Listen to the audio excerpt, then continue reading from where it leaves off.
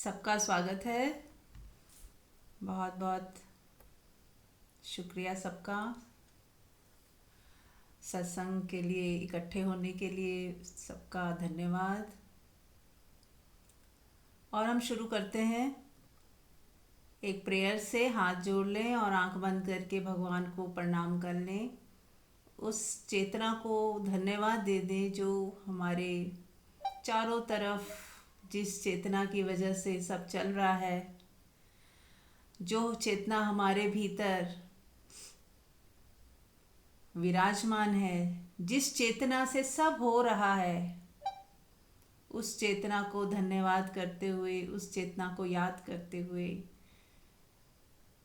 धन्यवाद के भाव में एक बार शुक्राना करते हुए शुरुआत करेंगे।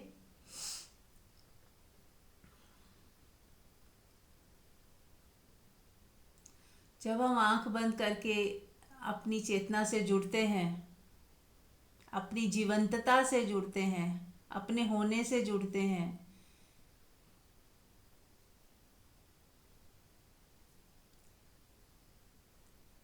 किसी चीज़ को माने या ना माने, ये तो वो हर व्यक्ति मानता ही है, जानता ही है कि वो जिंदा है, जीवित है और उसके अंदर चेतना है, जीवंतता है।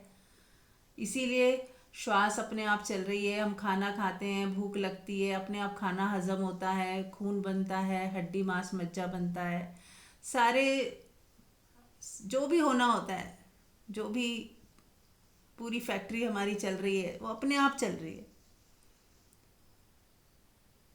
तो ये जो जीवंतता है हमें हमारे भीतर दिखती है, हमारी सोचने समझने की शक्ति, ये शक्तियाँ हमें हमारे अंदर दिखती हैं कि बहुत सारी शक्तियाँ हैं हमारे अंदर। सुनने की शक्ति, बोलने की शक्ति, ये शक्ति कहाँ से आ रही है? एक न्यूट्रल शक्ति है जिससे ये इंस्ट्रूमेंट के यूज़ जब हम करते हैं, अपने बॉडी को यूज़ करते हैं, तो वो शक्ति बोलना बन जाती है, वही शक्ति सुनना बन जाती है, वही शक्ति देखना हो जाती है, उसी शक्ति से हम सोचते समझते हैं, उसी शक्ति से हम नाराज़ भी हो जाते हैं, गुस्सा भी कर देते हैं। वही शक्ति है जो हमारे भोजन को पचाती है, वही शक्ति से हम चलते फिरते उठते बैठते हैं। तो हमारे ही अंदर शक्ति है, एक ही शक्ति है जो सब रूप में, सब रूप उसी के हैं। सुनना, बोलना, देखना, चलना, हंसना, रोना, एक ही शक्ति का ही सारा पसारा है, भीतर और बाहर। अब बाहर देखते हैं तो 5 तत्व हैं, सूरज है, चांद है, सितारे हैं, इतने लोग हैं, पेड़ पौधे हैं, जीव जंतु हैं। तो इनमें भी कौन चल रहा है? एक ही वही शक्ति है जो इन सब में भी विराजमान है। उसी शक्ति से ये लोग भी, जो पेड़ हैं, पौधे हैं, पनप रहे हैं, फल फूल रहे हैं, जीव जंतु हैं, वो भी जिंदा हैं, अपना अपना कार्य कर रहे हैं। और मनुष्य हैं अलग अलग तरह के, यूनिकनेस है सब में, सब अपने अपने अपनी सोच से, अपनी समझ से, जो उन्हें सही लगता है वैसे चल रहे हैं। उनके अंदर भी वही जीवंतता है, उनके अंदर भी वही प्राण है, ऊर्जा है, शक्ति है।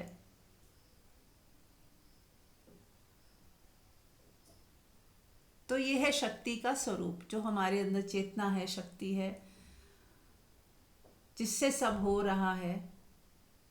तो हम यदि सब में एक साथ महसूस करें कि जो मेरे में है वो आप में भी है, जो पेड़ पौधों में भी है, जो जीव जंतुओं में भी वही एक ही शक्ति सब में है, तो कैसा महसूस होगा? करें सभी लोग एक साथ उसी शक्ति को महसूस करें जो सब में विराजमान है, जो हमें जोड़ती है, तोड़ती नहीं है, जोड़ती है, जिसकी वजह से हम वननेस फील कर पाते हैं। क्योंकि एक ही सत्ता सब में है तो हम वननेस फील कर पाते हैं, महसूस होता है कि हाँ वननेस है। कोई कहीं भी बैठा हो, कोई कहीं से भी बोल रहा हो, कहीं से भी सुन रहा हो, पर ऐसा लगता है हम सब जुड़े हुए हैं, हम सब एक ही हैं। जैसे 5 ये 10 उंगलियां हैं हमारे दोनों हाथों की, तो तो अलग अलग होते हुए भी एक ही है, वननेस है। पूरे बॉडी में अलग अलग पार्ट्स हैं।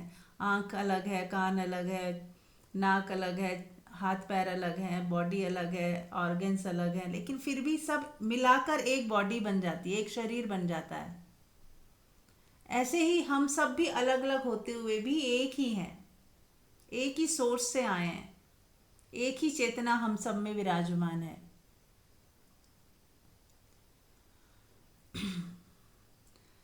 तो चलिए अब शुरू करते हैं क्वेश्चन आंसर से। यदि आप लोगों का कोई प्रश्न है या कुछ शेयर करना है, आप लोग भी कर सकते हैं।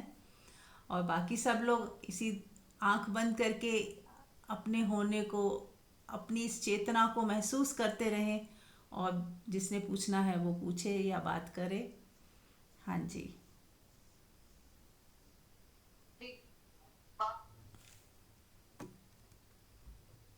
हेलो।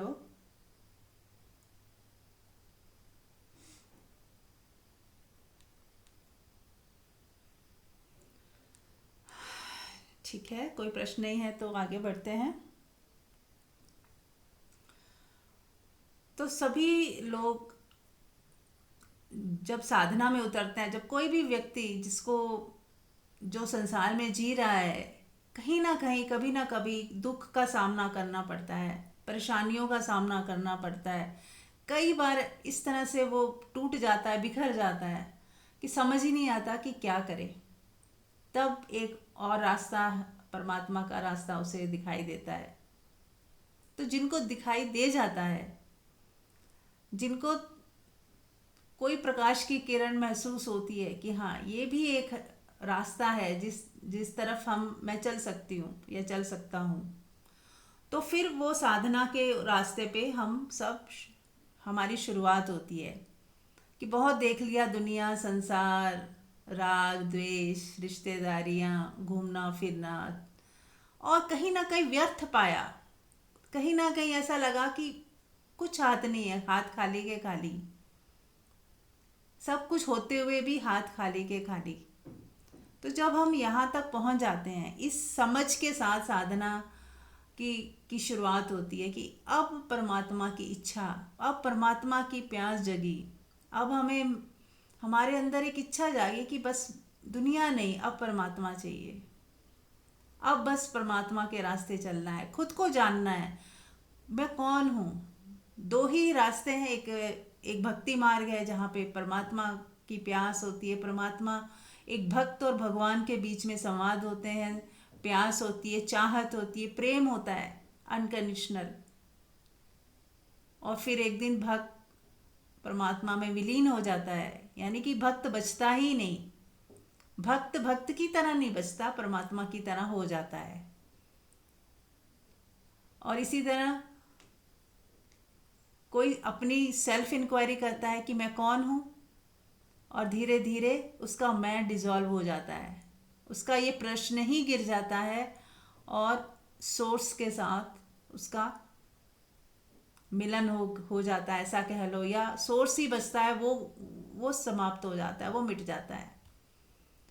बूंद सागर में गई और खो गई, मिट गई। नमक की डेली सागर में गई या पानी में घुली, अब वो डिजॉल्व हो गई, अब कहीं वो है ही नहीं। ऐसे ही जब हम साधना में जाते हैं, सेल्फ इंक्वायरी करते हैं, तो धीरे धीरे मिटने लगते हैं, ईगो की तरह मिटने लगते हैं और परमात्मा की तरह होने लगते हैं। जितना जितना ईगो मिटता जाता है, शांति बढ़ती है, प्रेम बढ़ता है, आनंद बढ़ता है, अकेला होना अच्छा लगता है, अकेले में रहना बहुत भाता है। क्योंकि अब जब हमारे अंदर से ही हमें सब मिल रहा है, अपने सोर्स, जो सोर्स क्या है, अनचेंजेबल, जिसको कुछ नहीं चाहिए। और बाहर मन क्या है, उसको हर समय चेंज चाहिए। पहले भी हमने बात की, जब हम मन में जीते हैं, संसार में जीते हैं, तो हमें हर वक्त कुछ नया करने की डिमांड आती है। अंदर मन में आता है कुछ नया, ये भी देख लिया, अब कुछ और नया ढूंढें, अब कोई और, अब कोई और। थोड़ी देर में बोर हो जाते हैं, और फिर कुछ नया, फिर कुछ नया, फिर कुछ नया। लेकिन हम कभी अपने आप से बोर हुए? क्या हम अपने होने से बोर हुए? अपने होने से, कि मैं इसको भी बदल दूं, ऐसा कभी ख्याल आया कि मेरा होना भी बदल जाए या कुछ और हो जाए? नहीं होता ना। तो वो इसलिए नहीं होता कि वो पहले से ही हम इस ऐसी स्थिति में है जहाँ कुछ बदलाहट चाहिए ही नहीं हमें भीतर से। यानी कि दो तरह की स्थितियां हैं। एक है चेंजेबल, जहाँ पे हर समय नित्य हमें लगता है कि कुछ नया चाहिए, नया चाहिए, नया चाहिए। उसको हमने कह दिया संसार। हर समय क्षण क्षण जो बदलने वाला प्रकृति, ऐसी प्रकृति जो बदल रही है।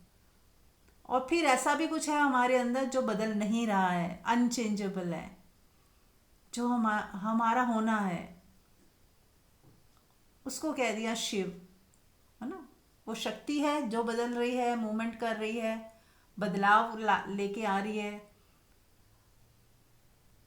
और एक है शिव, यानी कि स्टिलनेस, यानी कि होश, अवेयरनेस, हमारा होना है तो सही, पर अब यहाँ कोई डिमांड नहीं है, यहाँ कुछ चाहिए ही नहीं। यहाँ पूर्ण है, आप पूर्ण हो। तो जब हम अपने सोर्स में आने लगते हैं, अपने नज़दीक आने लगते हैं, तो हम शांत हो जाते हैं। जो मन बिखर रहा था बाहर, जो बाहर कुछ ढूंढ रहा था, बाहर कुछ चाह रहा था, जिसको सब व्यर्थ लगा था, अब वो मन यहाँ आकर शांत हो जाता है। जब आप अपने स्वयं के साथ एक होते हो, या भक्त जब परमात्मा के साथ एक होता है, एक ही बात है। पहले बाहर देखता है, भक्त क्या है, पहले सर्व में देखता है कि सब जगह परमात्मा है, और फिर खुद भी डिजॉल्व हो जाता है, और फिर उसे वही परमात्मा अपने भीतर भी दिखता है। और सेल्फ इंक्वायरी में हम पहले अपने अंदर देखते हैं, अपने मैं को डिजॉल्व करते जाते हैं, और फिर बाद में हमें सब जगह दिखने लगता है। जितना हम हमारे अंदर देख पाते हैं, उतना ही हम बाहर भी देख पाते हैं कि हर व्यक्ति के अंदर वही है। जो मेरे अंदर है वही मैं बाहर देखती हूँ। हर व्यक्ति वही देखता है। जैसा वो अपने साथ सोचता है, अपने लिए सोचता है, वैसा ही वो दूसरों के लिए भी सोचता है। यदि हमने अपने आप को शरीर माना है, मन माना है, देह माना है, तो हम दूसरों को भी वैसे ही देखते हैं। हमारे अंदर चालाकियाँ हैं तो हमें दूसरों की चालाकियाँ दिखती हैं। हमारे अंदर प्रेम है तो हमें दूसरे का प्रेम भी महसूस होता है। हमें भी दर्द है तो हम दूसरे के दर्द को समझ सकते हैं। कभी हमने भी दर्द सहा है, इसीलिए हम दूसरे के दर्द को भी महसूस कर पाते हैं। म्यूट कर लें योगी।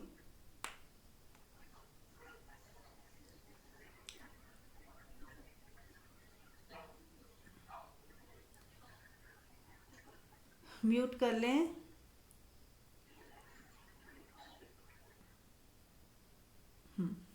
मीनाक्षी म्यूट कर लें। हाँ जी। तो हम या तो चेंजेबल दुनिया में जीते हैं जब हम बाहर की दौड़ में होते हैं, या फिर हम धीरे धीरे साधना के, जब साधना में आते हैं, धीरे धीरे हमारा हमारा यू टर्न होता है दुनिया से। धीरे धीरे दुनिया जो है डिसअपियर होने लगती है, हमारा इंटरेस्ट वहाँ से ख़त्म होता जाता है, और परमात्मा में हमारा इंटरेस्ट आता है, अपनी आत्मा में हमारा इंटरेस्ट आता है। और हम अपने अंदर से वो आनंद, वो मस्ती, वो शांति, सुकून सब हमें मिल जाता है जो हम बाहर ढूंढते थे।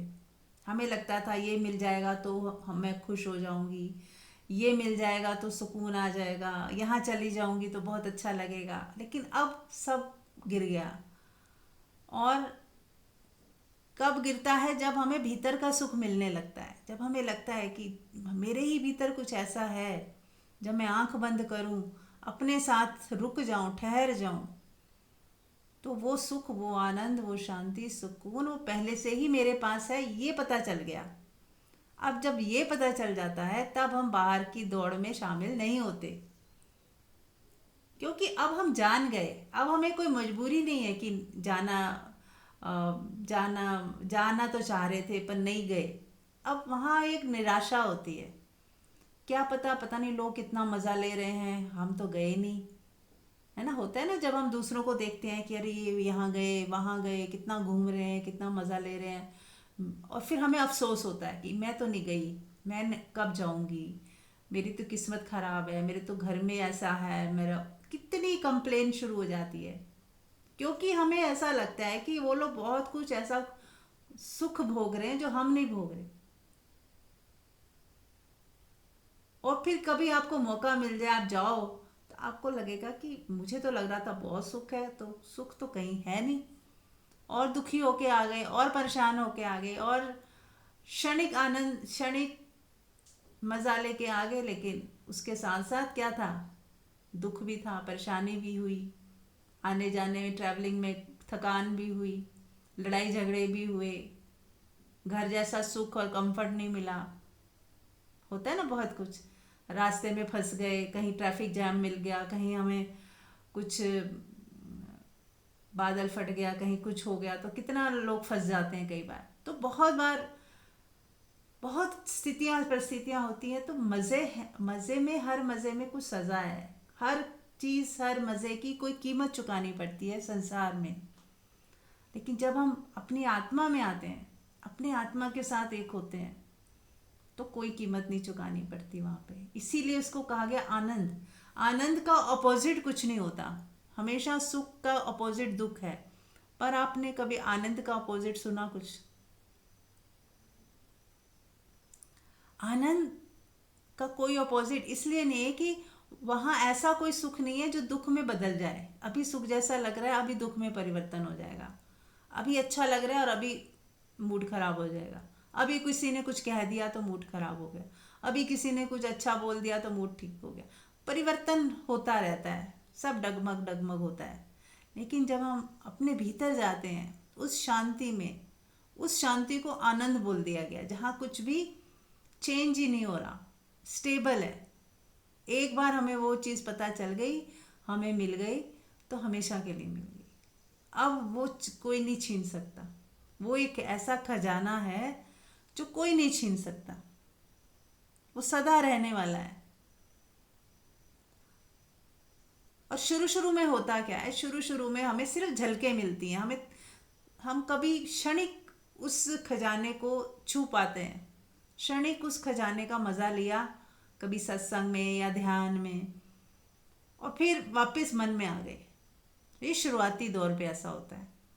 लेकिन यदि हम लगातार निरंतर अभ्यास करें, निरंतर अपने होने को महसूस करते रहें, अपने भीतर के उस अनचेंजेबल जो हमारी सत्ता है, जो हमारी स्टिलनेस है, उस स्टिलनेस को बार बार जब जिएंगे, उसी में रहेंगे, उसी को महसूस ज़्यादा से ज़्यादा करेंगे, तो हम धीरे धीरे उसी वहीं के ही होके रह जाएंगे। फिर वहीं पे छलांग लग जाएगी हमारी। अभी हमारी छलांग लगी नहीं है, तो हम बार बार कभी मन में, कभी आत्मा में, थोड़ी देर आत्मा में, ज़्यादा मन में, ऐसा होता है। रिश्तों में ज़्यादा, अपने बॉडी माइंड में ज़्यादा।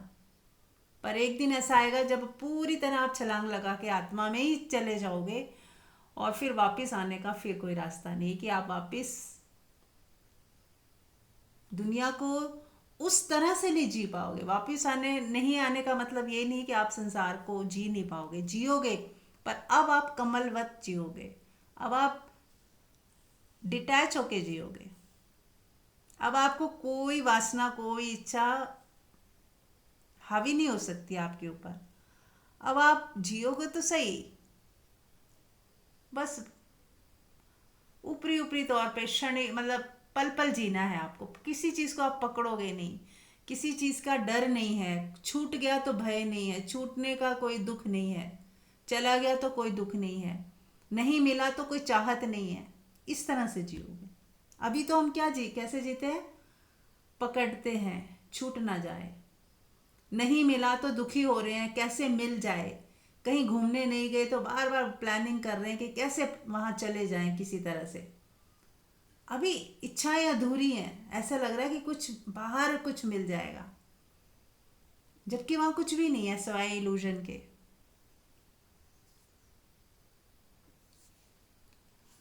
लेकिन अब जो आत्मा में टिका हुआ व्यक्ति वो भी जाएगा कहीं ना कहीं, लेकिन अब उसकी इच्छा वासना नहीं है। कुदरती प्रकृति ले जाएगी, यदि जाना सहज हो जाएगा तो चला भी जाएगा। उसको तो अब वो राजा है, अब वो मालिक है। जाए तो अपनी मर्जी से, न जाए तो उसकी इच्छा। अब कोई वासना इच्छा उसको खींच के नहीं ले जा रही। अब कोई ऐसी कामना नहीं है, कोई डर नहीं है, कोई खालीपन नहीं, कोई ऐसा अभाव नहीं लग रहा उसे कि जाना जरूरी है। बिना अभाव के, क्योंकि अब पहले से ही वो तृप्त है। ऐसा व्यक्ति कहीं जाए तो मालिक है, ना जाए तो मालिक है। अब उसको कोई कमी नहीं है। हर हाल में राजी तभी हम हो सकते हैं जब हम अपनी आत्मा में टिक जाएं। आत्मा में ही वो खजाना है जिसको पाने के बाद बाकी का सब व्यर्थ हो जाता है। इसीलिए बार बार बार बार कहा जाता है ध्यान कीजिए, साइलेंट सिटिंग कीजिए, ज़्यादा से ज़्यादा परमात्मा के साथ हो जाइए, अपनी आत्मा के साथ हो जाइए।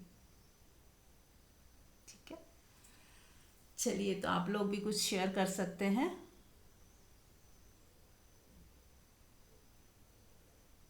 हाँ जी, मैं शेयर कर रही हूँ कि हाँ हाँ जी। मैं आर्य समाजी परिवेश में पली बड़ी हूँ बचपन में। तो वहाँ पे मैं एक भजन सुनती थी कि Bluetooth तुझ में ओम, disconnected. मुझ में ओम, सब में ओम समाया, सबसे कर लो प्यार, जगत में कोई नहीं Bluetooth आया। connected. लेकिन हम ऐसे ही गाते थे, शब्दों को सब दोहराते थे, कभी भी उनके अर्थ को नहीं समझ पाते थे। लेकिन आज वो अर्थ समझने के बाद आज वो भजन मुझे अचानक से याद आ गया जब आप बोल रहे थे कि अगर आप अपने भीतर जाते हैं, अपनी आत्मा को छूते हैं, जहाँ पे कुछ भी नहीं है, मन नहीं है, तो हम सब एक ही हैं। अब वो चाहे वृक्षों में हो, पशु पक्षियों में हो, व्यक्तियों में हो, वो जो शक्ति है या वो चेतना है, वो सबकी एक ही है। वो मेरी चेतना या तेरी चेतना जैसा कुछ कॉन्सेप्ट ऐसा है नहीं वहां पे। क्योंकि वहां पे मन नहीं है। हमारा जो विभाजन है एक दूसरे से, जो हमें बांटता है कि ये वृक्ष है, ये व्यक्ति ऐसा है, या ये मेरा ये रिश्तेदार है, ये अपने हैं, ये अपने नहीं है, इनको तो ज्यादा प्रेम दूं, इनको कम दूं, ये थोड़े दूर के हैं, इन्होंने तो मुझे कभी आज तक प्रेम नहीं दिया, या इन्होंने तो मेरे को हमेशा ऐसा मेरे साथ मिसबिहेव किया। तो ये बहुत सारी चीजें, ये जो विभाजन है ये सिर्फ मन करता है। जैसे जैसे हम उस तल पे पहुंचते हैं जहाँ पे नथिंगनेस में, जहाँ पे कुछ नहीं है, वहां पे कोई अपना या पराया कुछ भी नहीं है। उसे हमने ओम बोल दिया, आत्मा बोल दिया, शून्य बोल दिया, कुछ भी, परमात्मा, जो मर्जी नाम दे दो उसे, चेतना दे दो, लेकिन है वही एक ही सत्ता सभी के भीतर। क्योंकि जहाँ जीवंतता है वहीं पे ही वो शक्ति या चेतना है। पौधों में भी जीवंतता है, क्योंकि वो वृक्ष है, हरियाली है उनके अंदर। उनके अंदर सूरज की रोशनी से फोटोसिंथेसिस का काम हो रहा है, जो कि जीवन है। ये जीवन का प्रमाण है कि उनके अंदर हरियाली है। अगर फूल खिला है तो फूल के अंदर ये प्रमाण है कि वो जीवित है। और उसे भी अ, चारों तरफ के वातावरण से हवा, रोशनी, जमीन से मिट्टी, पानी, ये सब मिल रहा है, और उनके द्वारा वो जीवंतता की वजह से संचारित हो रहा है। क्योंकि अगर एक फूल को हम उसके वृक्ष से तोड़ देते हैं तो वो मर जाता है, पत्ते को तोड़ देते हैं वो मर जाता है।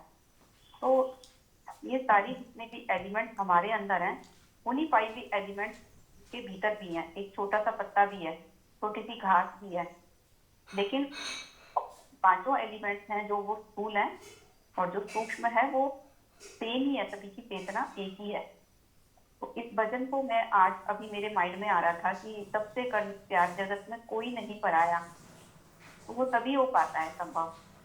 तभी ये नहीं रहता कि और मेरा अपना जो समझ है मेरी, वो ये कहती है कि अब तक हमने ये सीखा समाज से, परिवार से, अपने बड़ों से जिनके साथ भी हम पले बड़े रहे, अपने चारों तरफ के लोगों के साथ जिनके साथ हम रहे, वो हमेशा एक चीज बोलते थे कि इन लोगों को देना चाहिए, अ, इनको जैसे कोई गिफ्ट है, रुपए पैसे हैं, इनको देना चाहिए, ये रिश्ते में मेरे ये लगते हैं। लेकिन मेरी सोच थोड़ा सा चेंज हो गई है। अब मैं सोचती हूँ कि जिनके पास ऑलरेडी है उन्हें हम दे रहे हैं। जब मिलता है कुछ भी हमें कहीं से, तो अच्छा लगता है। ऐसा नहीं है कि हम उसको लेके खुश नहीं होते, लेकिन हमें ये सोचना पड़ता है। अब मेरी सोच जो ये है कि उसे हम उस व्यक्ति को अगर दें जिसको उसकी जरूरत है, तो वो उसके लिए कितनी वैल्यूएबल होगी। अदरवाइज तो आदमी, इंसान जो भी है, उसके अंदर लालच होता है, उसे लगता है बस मिलता ही जाए, कहीं ना कहीं से मिलता जाए मिलता जाए। लेकिन जब ये भाव हमारा विलीन होता है, मिलने वाला और देने का जब भाव आता है, तो उसकी खुशी, उसका अनुभव ऐसे लगता है परमात्मा तूने मुझे इस योग्य बनाया, आज देने के लिए हाथ उठ रहे हैं। और उसके लिए हृदय भी दिया, हृदय भी खुला। ये नहीं है कि बहुत सारे लोग दुनिया में ऐसे हैं जिनके पास धन तो बहुत है, लेकिन उनसे दिया नहीं जाता किसी को, वो किसी भी नीडी की हेल्प नहीं करना चाहते। और यहाँ तक कि जो लोग बहुत नीडी हैं, जो बहुत बेचारों की अर्निंग बहुत निम्न है, निम्न स्तर पे जी रहे हैं, उनके साथ भी सोचते हैं यहाँ से भी कुछ बचा लिया जाए, इनसे बार्गेनिंग कर ली जाए। तो इस तरह के भी लोग होते हैं। तो हमारा, चलो दूसरों को हम जज नहीं करें, अगर कोई भी इस तरह का कर भी रहा है, बस हमारा कंट्रोल अपने ऊपर है। तो मुझे ऐसे समझ में आया कि मेरे अंदर ये ट्रांसफॉर्मेशन आई कि इस कोई पर्टिकुलर रिलेशन में देना कोई जरूरी नहीं होता। जो हमें सिखाया गया कि इस रिलेशन को देते हैं तो बड़ा पुण्य का काम होता है, बड़ा धर्म होता है, तो इनको तो देना ही चाहिए। लेकिन जिनके पास ऑलरेडी है उनको देने का क्या फायदा। जैसे एक सरोवर है, उसमें अगर पानी क्वालिटी है, उसमें हम और पानी ले जाके डालें, तो कोई हमें देखेगा तो कहेगा कितने मूर्ख हैं, जिसमें पानी है उसमें पानी डाल रहे हैं। वहां पे तो हमारे को पता लग जाएगा हम ये मूर्खता कर रहे हैं, क्योंकि सरोवर तो देने के लिए है, सरोवर तो अपना जल खुला रखा है, उसमें कोई भी आके उससे ले जाए। ये सरोवर का पानी वही पिएगा जो जिसको प्यास है, उसमें और डालेगा नहीं वो।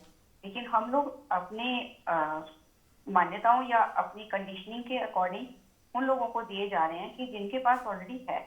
उससे बेटर है हम उन लोगों की हेल्प करें कि जिनके पास नहीं है, चाहे वो धन से हो, चाहे वो विद्या से हो, कोई भी ज्ञान से हो। और जो लोग दुखी हैं हमारे आसपास, उनको सिर्फ एक समझ दें कि तुम्हारे पास जो कुछ है तुम उसकी तरफ ध्यान दो।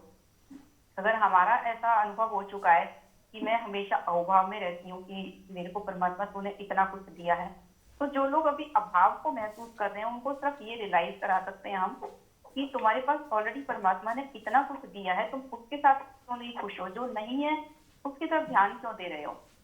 और एक और भी चीज है कि जैसे लॉ ऑफ अट्रैक्शन का बहुत लोग सुनते हैं, द सीक्रेट के बारे में बहुत सारे लोग जानते हैं। द सीक्रेट एक बुक है या मूवी है, तो सीक्रेट में उन्होंने इतना कहा है कि विजुअलाइज करो।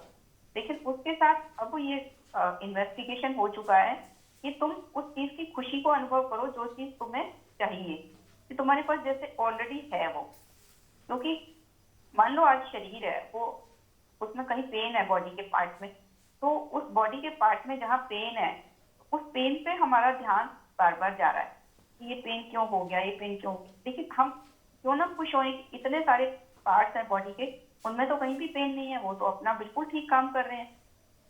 सपोज मेरे दांत में दर्द है, ठीक है, एक हमारा हो जाता है ऑटोमेटिकली कि दर्द की तरफ हमारा ध्यान आकर्षित जल्दी होता है।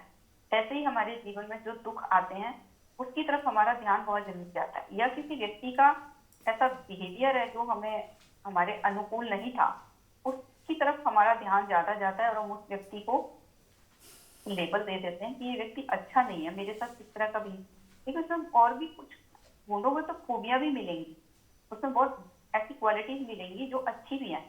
तो हम क्यों ना उन क्वालिटीज के बारे में सोच के उस व्यक्ति से प्रेम करें कि फिर भी ये व्यक्ति में देखो कितनी सारी क्वालिटीज है। तो ऐसे ही जो हमारा पेन हो रहा है बॉडी में, बाकी पार्ट में जहाँ पे नहीं है, हम वहां सोच के खुश हो सकते हैं कि कितनी अच्छी बात है कि ये सारे अंग तो हमारे ठीक हैं। तो कहते हैं ना, जिसने दुख में भी खुश रहना सीख लिया उसकी जिंदगी से दुख परेशान हो जाते हैं। कहते हैं भाई इसके पास चाहे कितना भी हम आते हैं, लेकिन ये हम इसको दुखी नहीं कर पाते, हमेशा खुशी रहते हैं, मस्ती रहते हैं, तो दुख भी आने धीरे धीरे बंद हो जाते हैं। वो कहते हैं यहाँ पे हमारा हमारा स्वागत सत्कार नहीं हो रहा। मेहमान भी उस घर में बार बार आते हैं जिस घर में कहते हैं स्वागत सत्कार होता है, लेकिन जिस घर में रिजेक्शन होती है आने वाले को, वो दोबारा नहीं आएगा। ऐसे ही दुख है या सुख है, जिनको हम स्वीकार कर लेते हैं, जिनको हम या रिजेक्ट कर देते हैं। तो अगर हम दुखों को रिजेक्ट कर दें और ये कह दें कि ठीक है तुम आओ, लेकिन मेरे को फर्क नहीं पड़ रहा, मैं फिर भी खुश हूँ, मैं अपनी मस्ती में मस्त हूँ, एक दिन वो दुख भी आने हमारी जिंदगी से बंद हो जाएंगे। कहेंगे कि यहाँ पे हमें कोई मान नहीं मिल रहा, कोई हमारे को पूछ नहीं हो रही हमारी। एक तो ये चीज है। सेकेंडली, जैसे अभी आप बोल रहे थे कि हमारा जो मन है वहां पे हलचल है, मन का मतलब है अशांति। मुझे ये ओशो की बात बहुत प्यारी लगती है जब वो कहते हैं मन का मतलब ही ये है कि अशांति। अशांति का मतलब ये है कि मन हमेशा कुछ चाहता रहता है, उसको उसके अंदर स्थिरता नहीं है, चंचल है मन के अंदर। जैसे कि कई लोग कहते हैं मन कैसे शांत हो, तो बड़ी विपरीत बात है। मन और शांत पॉसिबल ही नहीं। मन तो हमेशा अशांत ही रहता है, क्योंकि मन को तो कुछ ना कुछ चाहिए, उसे मनोरंजन चाहिए, उसे सुख चाहिए, उसे कुछ स्वाद चाहिए, उसे कुछ मतलब ऐसी चीज चाहिए मन को कि उसे अच्छा लगे, और उस चीज से वो भागता है जो चीज उसके अनुकूल नहीं पड़ती। जैसे दुख आया जीवन में तो एकदम से लगता है ओहो ये कैसे आ गया, ये क्यों आ गया, मैंने तो सब कुछ अच्छा ही किया था, अच्छा सोचा था। तो मन तो हमेशा ही मनोरंजन चाहता है, सुख चाहता है, कुछ स्वाद खाना चाहता है, मतलब खुशी चाहता है जिसमें उसे अच्छा लगे, भले ही उसके शरीर को नुकसान दे जाए। उसे मन कर रहा है आज कुछ ऐसी चीज बाजार से मंगा के खाई जाए जिसमें मजा आ जाए खा के, लेकिन खाने के बाद हमें पता है कि हमारे शरीर को पीड़ा होगी, और वो पीड़ बहुत, स्वाद आएगा 2 मिनट का, 5 मिनट का, 10 मिनट का, लेकिन उस पीड़ा को शरीर को बहुत देर तक भुगतना पड़ेगा। लेकिन कई बार मन को कंट्रोल ही नहीं होता। कई लोग ऐसे भी करते हैं कि स्पेशल ड्राइव करके बहुत दूर जाते हैं कि वहां फला जगह की चीज बहुत स्वाद होती है, उसे खाने जाते हैं। मतलब इतना सफर करते हैं, सफर ट्रेवल भी हो गया, सफर पेनफुल भी पैनिक भी हो गया। मतलब खुद को इतना पैनिक करते हैं, इतना ट्रेवल करते हैं, दोनों दोनों तरह के सफर करते हैं, और फिर उस चीज को 10 से 15 मिनट खा के उसके स्वाद को लेके आते हैं। तो इंद्रियों के इतने हम वशीभूत हो जाते हैं। तो ये मन है जो इन इंद्रियों का कहते हैं राजा है। तो राजा है तो यानी कि अगर मन हमारा, जब तक हम मन में जी रहे हैं तब तक हम ऊपर नीचे होता रहेगा, इसका जो ग्राफ है वो फ्लक्चुएट होता ही रहेगा। लेकिन हमें अगर अपने जीवन में एक परमानेंट चाहिए, स्टिलनेस चाहिए, तो वहां पे तो हमें बहुत मुश्किल होता है। लोगों को कहते हैं वहां पे तो हम कैसे ठहरे, ध्यान में तो मन इतने बात सोच रहा है, इससे तो लगता है अच्छा काम ही कर लो, इससे तो अच्छा लगता है किसी से बात ही कर लो, इससे अच्छा है फोन स्क्रॉल कर लो या टीवी में कुछ देख लो, क्योंकि उन्हें उसका स्वाद नहीं आया अभी। जिस दिन उसका टेस्ट आ जाता है तो ऐसे लगता है कि, एक भजन मुझे की लाइन याद आ रही है कि राम रस पियो रे, राम रस पियो रे, जेह रस बिसर गए सब ओ रस और। जितने भी सारे संसार के रस हैं, जितने भी संसार के सारे सुख हैं, वो सारे बहुत गौण हो जाएंगे, यानी कि बहुत छोटे तुच्छ लगेंगे जिस दिन हम अपनी उस शांति में, मन के पार की अवस्था जिसे कहते हैं अमन। अमन के दोनों अर्थ हैं, यानी कि जहाँ पे मन नहीं है आत्मा ही है, जहाँ पे कुछ नहीं है उसे ही हमने शून्य कह दो, अनात्मा। जैसे भगवान बुद्ध ने उसे अनात्मा बोला। अनात्मा क्यों बोला? आत्मा के साथ हमारे अंदर कुछ ऑब्जेक्टिफाई हो जाता है, हम सोचने लगते हैं कुछ है, वो हमें दिखना चाहिए, उसका अनुभव होना चाहिए, लेकिन वहां कुछ नहीं है। इसलिए उन्होंने इतना सुंदर ये वर्ड दिया अनात्मा। उन्होंने आत्मा परमात्मा को भी डिनाई कर दिया, बोले कोई आत्मा नहीं है, कोई परमात्मा नहीं, अनात्मा, निर्वाण, मुक्ति, आनंद, नाम कुछ भी दे दो, लेकिन बात वही है कि जहाँ पे अमन है, मन नहीं है, मन के अंदर कोई तरंगे नहीं है, मन बिल्कुल शांत अवस्था में एक शांत सरोवर की भांति है, बिल्कुल स्वच्छता है वहां पे पवित्रता है, शुचिता है, और रसपूर्ण है, रस से भरा है। वहां पे बिल्कुल भी कोई तिक्तता नहीं है, कोई स्वाद ऐसा नहीं है कि जो हमें, जैसे कुछ स्वाद ऐसे होते हैं किसी को अच्छे लगते हैं किसी को नहीं लगते। जैसे किसी को मीठा अच्छा लगता है, किसी को नमकीन अच्छा लगता है, किसी को खट्टा अच्छा लगता है, कई चीजें हम कड़वी भी होती हैं वो भी खाते हैं कुछ लोग तो, कि भाई स्वास्थ्य के लिए अच्छी होंगी, वो सब मन के द्वारा स्वाद लेने हैं। मतलब मन चाह रहा है कि ये चीज स्वास्थ्य के लिए अच्छी है या जीवा को ये स्वाद देगी, तो वो तृप्ति के लिए है, मन की तृप्ति के लिए है। लेकिन यहाँ पे जहाँ पे कोई ऐसा स्वाद नहीं है जिसका नाम दिया जाए, वो ही रसो वैसा है, परमात्मा है। परमात्मा कहते हैं रस, रस स्वरूप है, रस रूप है, वो परिपूर्ण है अपने आप में। कहते हैं शून्यता, एक कहना मजबूरी है, शून्यता इसलिए कि मन और बॉडी से हम बियॉन्ड हैं, उनके पार हैं हम, उनको हम अतिक्रमण कर रहे, ट्रांसेंडेंट कर रहे मन और शरीर को। जीव बनता है मन और शरीर से, लेकिन वहां पे जीवात्मा भी नहीं बोलेंगे उसे। जीवात्मा कहते ही उसमें जीव इंक्लूड हो गया, सम्मिलित हो गया आत्मा के साथ। तो जो हमारा ये शरीर है, ये जीवात्मा है, मन है इसके अंदर, शरीर है और आत्मा है।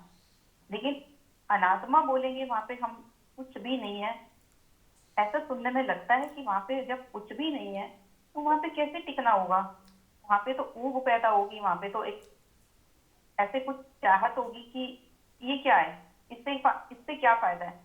लेकिन उसका स्वाद ऐसा है, अब वो किसी पे आश्रित नहीं है, वो मेरे भीतर है और सबके भीतर है, और वो कांस्टेंट है, सतत है, वो कभी हटता भी नहीं है।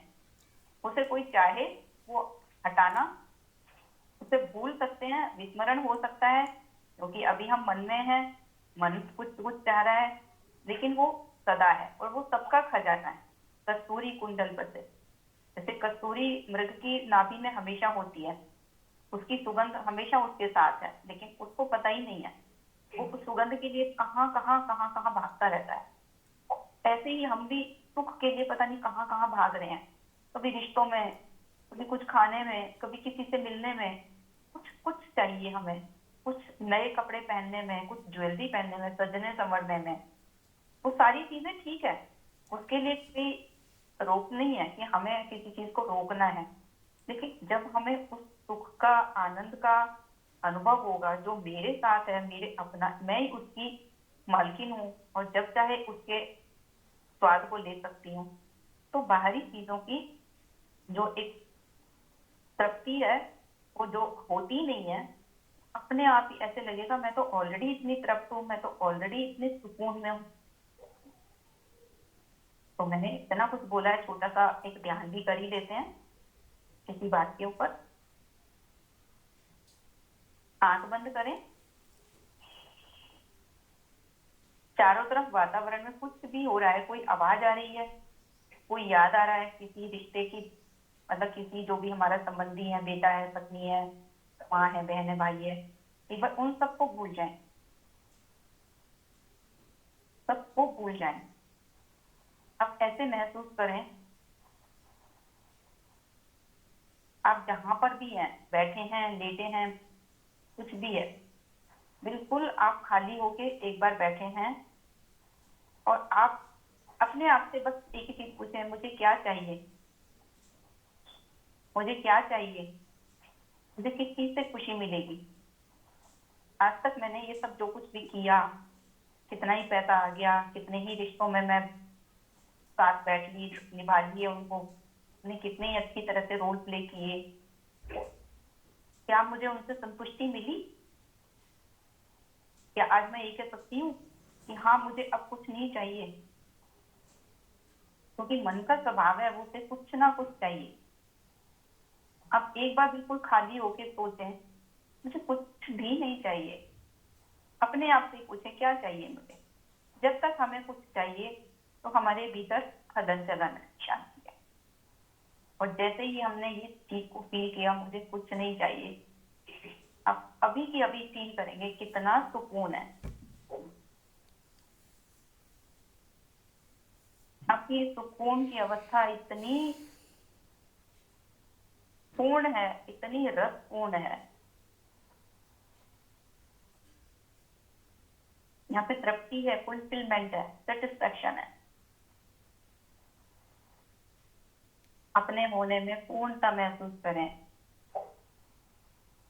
सेटिस्फैक्शन महसूस करें, कंटेंटेड फील करें, भरपूर है, सुकून है।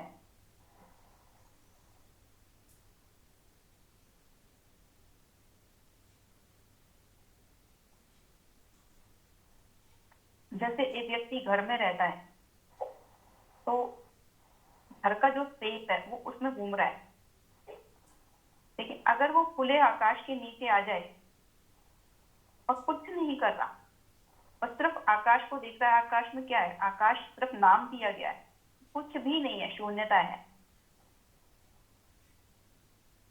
ऐसे ही अपने भीतर भी वो शून्यता है, आकाश है।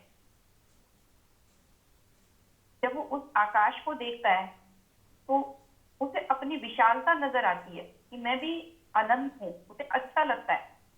आकाश, खाली आकाश को देखना कितना अच्छा लगता है, जब वहां कोई बादल नहीं है, कुछ भी नहीं है, बिल्कुल खाली आकाश है। जैसे बारिश होने के बाद बादल हट जाते हैं और एकदम खुला आकाश होता है तो कितनी शांति सी एक वातावरण में महसूस होती है। उस शांति को हम अपने भीतर महसूस करें, उस सुकून को अपने भीतर महसूस करें। ओहो, ऐसे अपने अंदर ही अंदर उसको जितना आप डीप जाते जाएंगे आपको लगेगा मुझे आज समझ में आया कितना सुकून है यहाँ, तो कितना सुकून है।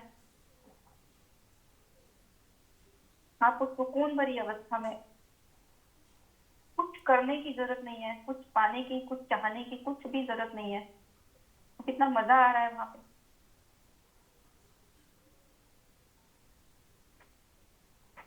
जो व्यक्ति अपने सुकून में जी रहा है उसे किसी को इम्प्रेस नहीं करना, उसे कुछ नहीं सोचना कि मेरे बारे में कोई क्या सोच रहा है। जब हम इस चीज से मुक्त हो जाएंगे कि मेरे बारे में कोई क्या सोच रहा है, आपका सुकून कोई नहीं छीन सकता। आपके बारे में कोई कुछ तो सोचेगा ही ना, उन्हें सोचने दो, पर आप किसी के बारे में मत सोचो। यही हमारा कंट्रोल अपने ऊपर है। फिर स्पॉन्टेनियस आपसे जो भी होगा उसमें कुछ भी ऐसा नहीं होगा कि जो मैंने किया उससे मुझे पछताना पड़े या मुझे पब्लिक ओपिनियन कैसा मिलेगा। हम बाहर से मुक्त हो जाएंगे तो हम अपने सुकून में ही ठहर जाएंगे।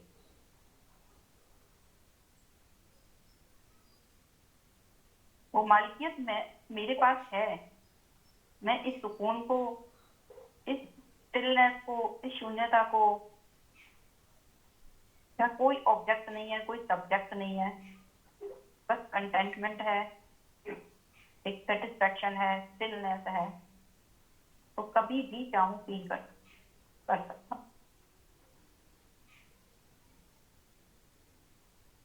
आपको इस अवस्था में रहना अच्छा लग रहा है तो आप रहिए, और कुछ अपनी फीलिंग शेयर करनी है तो शेयर कीजिए।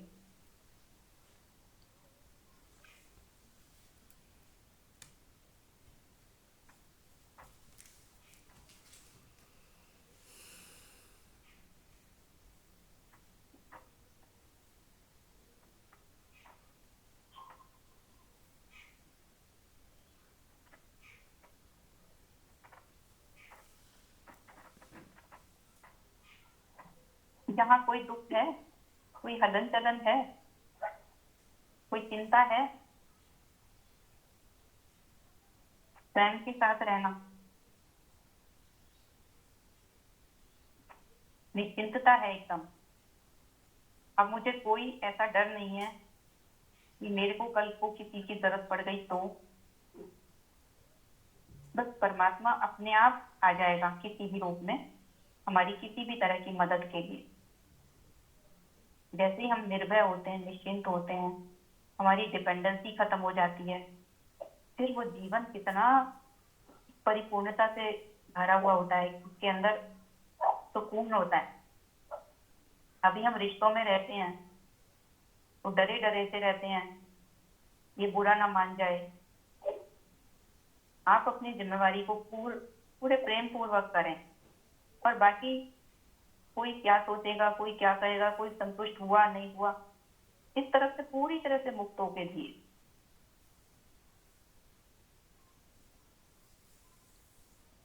हम भूल गए हैं, हमारे को पता भी नहीं है कि हमारी शांति, हमारी ये पूर्णता, हम पैदा होते हैं साथ ही लेके होते हैं, और वो हमेशा ही साथ रहती है। सिर्फ मन और शरीर के तल पे, बाहरी बाहरी तल पे हमें ये सारे रोल अपने प्ले करते रहने हैं, खूब प्रेमपूर्ण होके, लेकिन अपने आप को निश्चिंत और निर्भय रखते। ये हमारी अपनी क्वालिटी है।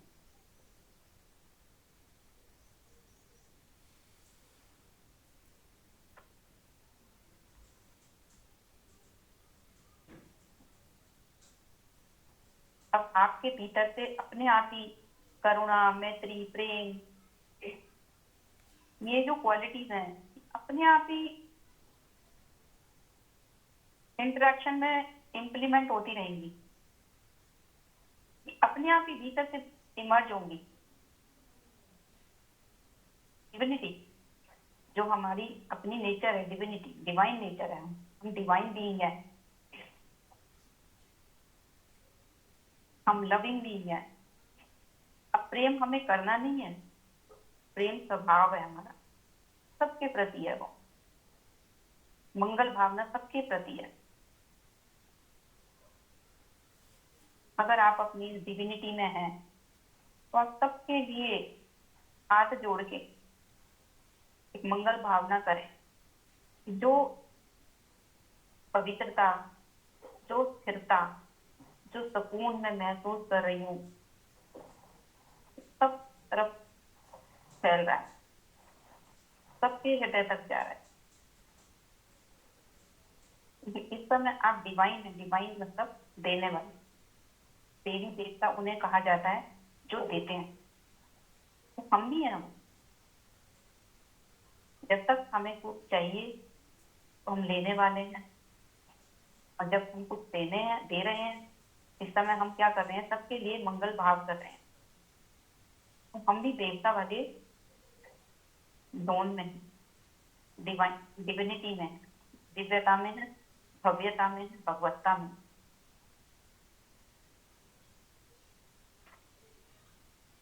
निश्चित ही मेरे को ऐसा फील हो रहा है कि आप लोग सब इस चीज को अनुभव कर रहे हैं, ऐसा मुझे फीलिंग आ रही है।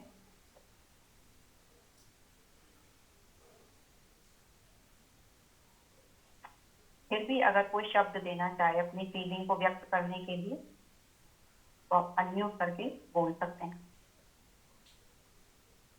कई बार हमारी खुशी इतनी ओवरफ्लो होती है, हम शब्द ही नहीं होते, और कई बार हमें अपने आप ही अंदर से शब्द आते हैं, बताने का मन भी करता है।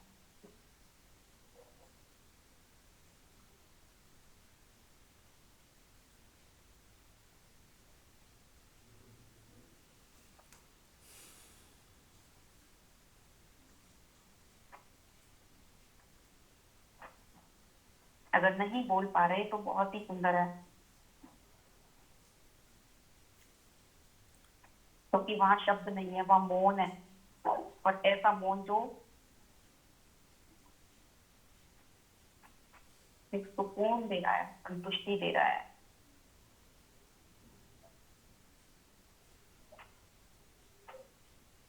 अपने ही भीतर के स्वाद को, रस को, उस खुशबू को महसूस करते रहे, दिल की गहराइयों से वहां तक उसे खूब फील करें। और साथ ही साथ जितनी भी कैलमिटीज आ रही हैं, चारों तरफ दुर्घटनाएं हो रही हैं, उनको विशेषकर पहुंचाएं अपना ये प्रेम, करुणा, मैत्री, शांति, आनंद। जो जो सुखी हैं संसार में, सबके लिए मंगल कामना, सभी सुखी हों, सभी स्वस्थ हों। और मेरी फेवरेट प्रार्थना है जो मैं आपको आज बता दूं, मेरे अंदर से जब भी प्रेयर निकलती है, कोई प्रेयरफुल स्टेट में मैं होती हूँ, तो मेरी प्रेयर जो है फेवरेट एक लाइन, असतो माँ सदगमय, तमसो माँ ज्योतिर्गमय, मृत्योर्मा अमृतम गमय। हे परमात्मा, मुझे असत्य से सत्य की ओर ले चलो, अंधकार से प्रकाश की ओर ले चलो, अज्ञान से ज्ञान की ओर ले चलो, मृत्यु से अमृत की ओर ले चलो। और ये अमृत तत्व मैं ही हूँ।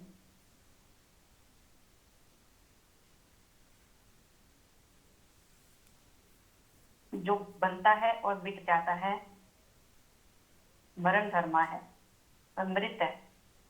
शरीर तो हमारा मृत ही है, लेकिन एक अमृत तत्व है हमारा जो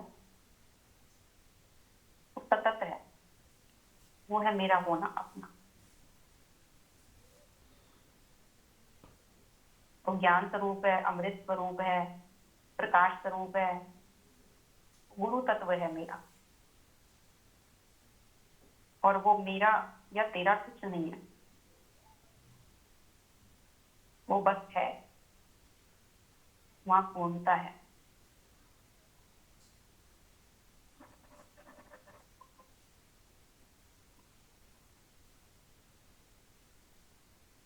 मैं इस अनुभव में बहुत रोमांचित हो रही हूँ, बहुत रसपूर्ण हूँ, बहुत सुकून में हूँ। अगर किसी का आपका भाव है तो आप अपना अनुभव बोलें।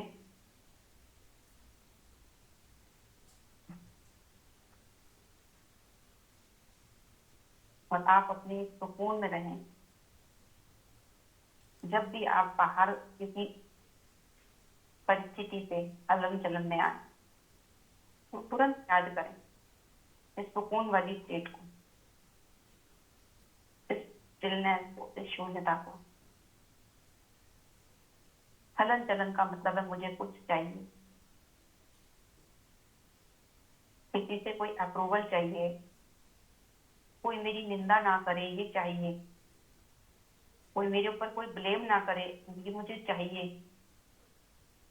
कोई कुछ भी करे, मेरी निंदा करे, मुझे ब्लेम करे, मुझे थैंक यू ना बोले, मैंने कितना भी किसी के लिए किया है, लेकिन मुझे कुछ भी नहीं चाहिए। फिर हमें कौन दुखी कर सकता है? फिर किस घटना से हम दुखी होते हैं? एक चीन के प्रसिद्ध संत हुए हैं लाओ त्से, ओशो उनका जिक्र करते हैं कि लाओ त्से कहते हैं मुझे कोई गिरा नहीं सकता, क्योंकि मैं कभी ऊंचाई पे नहीं बैठता, हमेशा नीचे ही बैठ जाता हूँ। नीचाई से फर्श पे मैं बैठा हूं तो मुझे कौन गिराए? ऐसे ही अपने आप को जब हम खुद ही सबसे पीछे रख लेंगे, मुझे चाहिए ही नहीं कि मैं आगे आऊं, मुझे कोई मान सम्मान मिले, हम खुद ही पीछे बैठ गए हैं, तो अब आपको कौन उठाएगा कि चलो उठ के पीछे जाओ? हाँ, कोई कह सकता है आप आगे चले जाओ, तो हम आगे भी जाएंगे। लेकिन अगर हम खुद ही पीछे बैठे, अगर हमें किसी ने कह दिया पीछे जाओ, तो ठीक है हम पीछे भी बैठ जाएंगे। हमें हमारे भीतर की खुशी आगे या पीछे बैठने में नहीं है, यानी कि किसी के मान सम्मान पे अब डिपेंडेंट नहीं है, इस चीज पे डिपेंडेंट नहीं है, मुझे कोई ब्लेम ना करे, मेरी कोई निंदा ना करे। जो कर रहा है उसे करने दो, आप अपने आप को चेक करते रहो, मुझे ये सब चीजें छू रही हैं?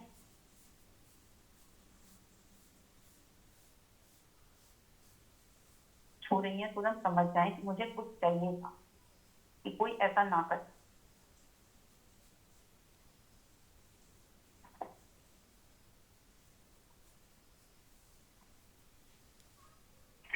आपकी स्टेबिलिटी जो है वो इतनी बड़ी पावर है,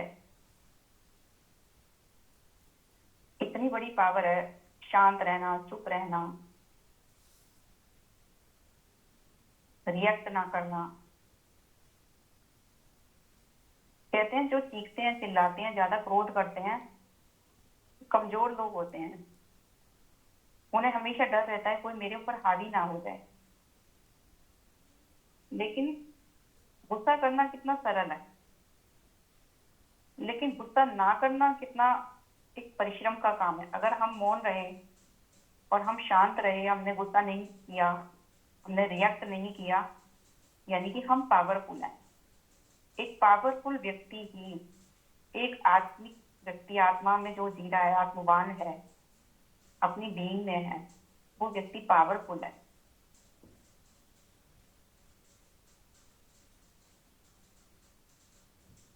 हम पावरफुल होना चाहते हैं तो हमारे मन के अंदर भी जितनी भी चीजें चलती हैं दूसरों को लेके, वो सारी चीजें हमारी पावर को कमजोर करती। अगर हमारे भीतर कुछ नहीं है किसी के प्रति, सिर्फ मंगल भावना ही बची है। अब आप चींटी को भी देखेंगे तो आप उसको भी सोचेंगे कि इसमें भी प्राण है, ये भी बच जाए। एक फूल भी तोड़ेंगे तो आपको लगेगा कि अगर मैं बिना मतलब के इसे तोड़ रहा हूं तो आपको उतनी पीड़ा होगी जितना उस पेड़ को पीड़ा हो रही है। आप इतने भीतर से प्रेमपूर्ण और करुणापूर्ण हो जाएं, आपको लगेगा एक व्यक्ति ही मेरे से आहत ना हो जाए। आपको इस पे एक फोकस नहीं रखना पड़ेगा, आपको अटेंशन नहीं रखनी पड़ेगी, ये आपका स्वभाव होगा।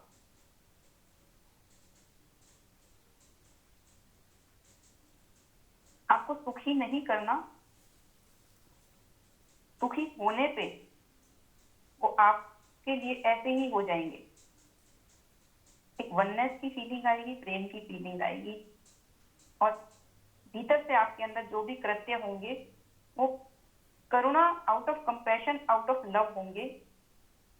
दूसरे व्यक्ति को वो कैसे लग रहे हैं, आप इस चीज से निश्चिंत रहेंगे, तो वो सब हमारे पुण्य कर्म ही होते हैं।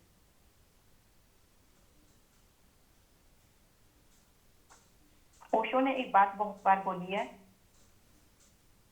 जब भी कोई उनसे पूछता कि क्या फर्क है पाप और पुण्य में, कैसे पता लगे हम जो काम कर रहे हैं वो पाप के हैं या पुण्य के हैं। क्योंकि एक काम किसी को हम कर रहे हैं तो कोई उससे सुखी हो रहा है, कोई उससे दुखी हो रहा है उसी चीज से। एक लाइन किसी को खुश कर रही है, वही लाइन दूसरे को दुखी कर रही है, क्योंकि उसकी अपनी मान्यता है, उसकी अपनी इंटरप्रिटेशन है उस लाइन से।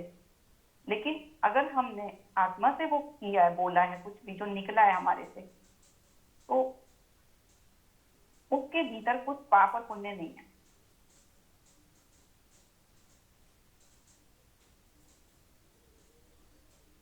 अब हमें कुछ करना नहीं है,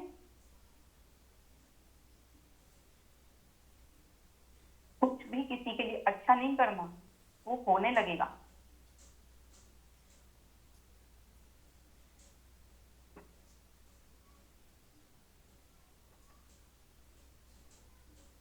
ये मेरे हाथ में नहीं है कि सब लोग मेरे आसपास खुश रहें, लेकिन मेरे पास एक यही चाबी है, यही कंट्रोल है कि मैं सबके साथ खुश रहूं।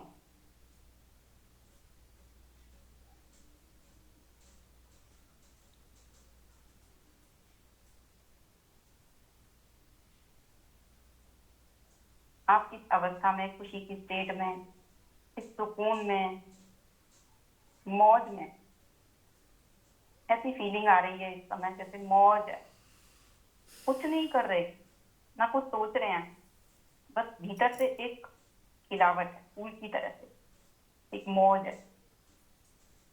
फूल खिला है, मौज में है वो। उसे कोई चिंता नहीं है कि कोई उसके कलर को, उसके फ्रेग्रेंस को अप्रिशिएट कर रहा है, नहीं कर रहा है, उसको कोई बुरा कह रहा है, भला कह रहा है, कुछ नहीं पता उसे।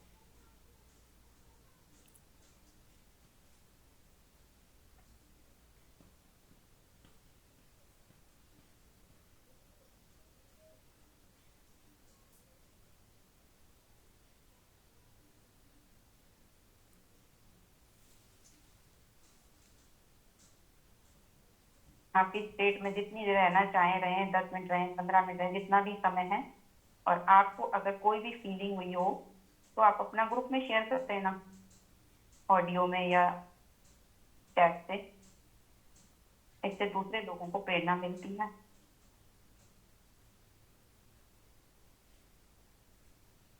ये एक तरह से आप सत्संग की महिमा लिख रहे हैं अपने अनुभव को।